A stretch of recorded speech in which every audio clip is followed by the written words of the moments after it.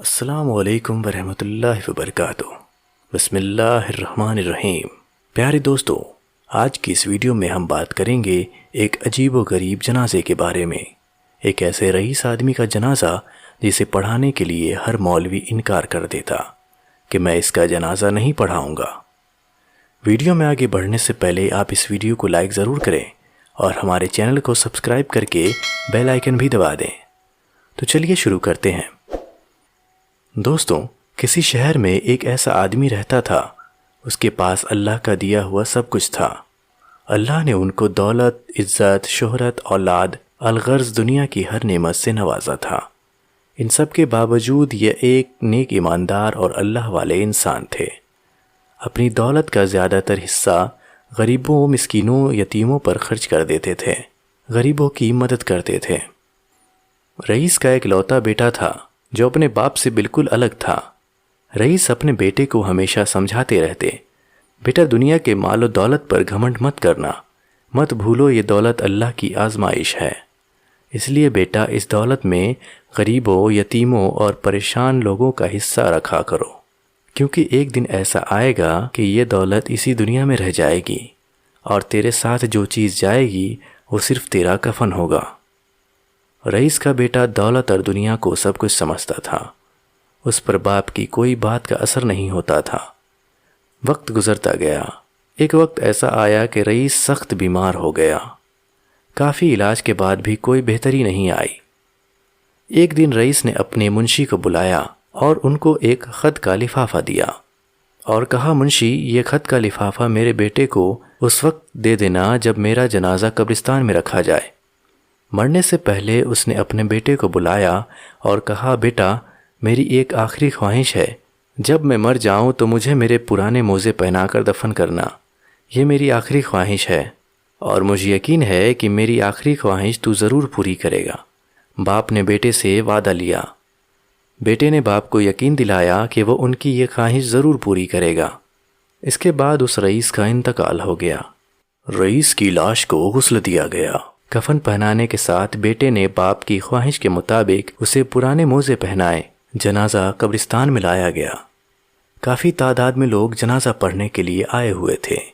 شہر کا بہترین مولوی ان کی نماز جنازہ پڑھانے آیا تھا، مگر جب معلوم ہوا کہ لاش کو موزے پہنائے گئے ہیں تو مولوی نے جنازہ پڑھانے سے صاف انکار کر دیا۔ رئیس کے بیٹے کو بلا کر کہا، یہ شریعت کے خلاف ہے، شریعت اس کی اجازت نہیں دیتی، لہٰذا میت سے موزے اتارنے پڑیں گے۔ مگر بیٹے نے مولوی کی بات ماننے سے صاف انکار کر دیا۔ رئیس کے بیٹے نے کہا، یہ میرے باپ کی آخری خواہش تھی جو انہوں نے مرنے سے پہلے مجھ سے وعدہ لیا تھا، لہٰذا ان کی یہ خواہش میں ضرور پوری کروں گا۔ اب قبرستان میں ایک مسئلہ بن گیا۔ سب لوگ رئیس کے بیٹے کو سمجھا رہے تھے، مگر وہ کسی کی بات نہیں مان رہا تھا۔ انہوں نے شہر کے بڑے بڑے علماء اکرام سے رابطہ کیا اور ان کو پیسوں کی لالچ دی کہ وہ نماز جنازہ پڑھائیں، مگر شہر کے کسی بھی عالم نے اس کی بات نہیں مانی۔ ہر ایک نے یہی کہا، یہ شریعت کے خلاف ہے، مردے کے ساتھ سوائے کفن کے کوئی چیز نہیں جا سکتی۔ قبرستان میں لوگوں اور علماء اکرام کا ہجوم اکٹھا ہو گیا۔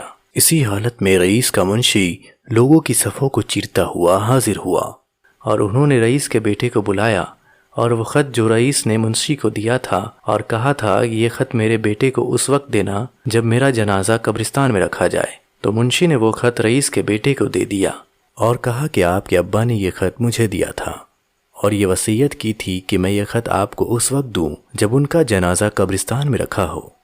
رئیس کے بیٹے نے خط لیا اور اسے کھول کر دیکھا۔ اس میں یہ لکھا ہوا تھا، پیارے بیٹے، میں شہر کا سب سے امیر آدمی تھا، مگر دیکھ لو آج میں اپنے ساتھ یہ پرانے موزے بھی نہیں لے کر جا سکتا۔ میرے بیٹے، آج میرے ساتھ سوائے کفن کے میری قبر میں کوئی بھی چیز میرے ساتھ نہیں جائے گی۔ جو کچھ میں نے دنیا میں کمایا، جو مال میں نے دنیا میں جمع کیا، سب کچھ دنیا میں ہی رہ جائے گا۔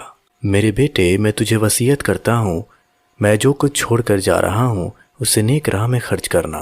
میرے بیٹے، دولت پر کبھی تکبر مت کرنا، گھمنڈ مت کرنا، کیونکہ دولت اسی دنیا میں رہ جائے گی۔ اس نے جب خط کو پڑھا، زاروں قطار رونے لگا۔ اس کے باپ کے موزے اتار دیے، نماز جنازہ پڑھایا گیا اور اسے دفنا دیا گیا۔ اس کے بعد اس بیٹے نے بھی باپ کی طرح کام کیا۔ اس نے اپنی جائیداد کا زیادہ تر حصہ غریبوں، یتیموں اور مسکینوں میں خیرات کر دیا اور یہ اچھی زندگی گزارنے لگا۔ دوستوں، کچھ واقعات، قصے اور کہانیاں گزر جاتے ہیں لیکن انسان کے لیے کافی سبق چھوڑ جاتے ہیں۔ سچ ہے، جب انسان مرتا ہے تو مر ہی جاتا ہے، اور سوائے کفن کے اس کے ساتھ قبر میں کوئی بھی چیز لے کر نہیں جا سکتا، اور جو چیز ہمارے ساتھ قبر میں رکھی جاتی ہے وہ ہمارے اعمال ہوتے ہیں۔ آخر میں اللہ رب العزت سے دعا ہے، اللہ پاک ہمیں نیک اعمال کرنے اور برائی سے بچنے اور بچانے کی توفیق عطا فرمائے، آمین ثم آمین۔ اگر آپ کو یہ ویڈیو پسند آیا ہو تو اس ویڈیو کو لائک کریں اور اپنے دوستوں کے ساتھ شیئر کریں اور ہمارے چینل کو بھی سبسکرائب کر لیں۔ ملتے ہیں آپ سے اگلی ویڈیو میں، تب تک کے لیے خدا حافظ۔